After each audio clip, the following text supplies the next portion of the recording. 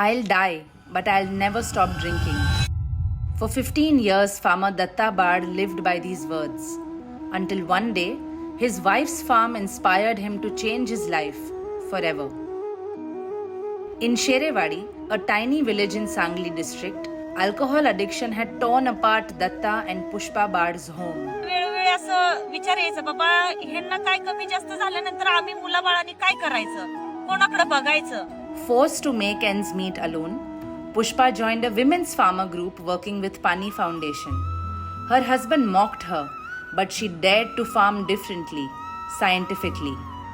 And she achieved 4 times their earlier yield. गटाकून व पाणी foundation व्यवस्थित माहिती मिळाल्याबद्दल माझं गेल्या वर्षी 38 क्विंटल मका झाली आणि त्यातून मला आनंद झाला. आणि आता खरं सांगायला गेलं तर शेतीची भरपूर आवड लागली.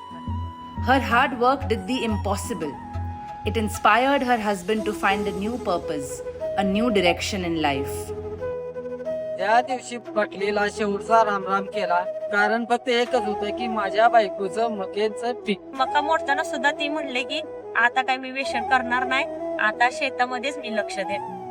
Today, after 15 long years, addiction is gone. Love and peace have finally returned home.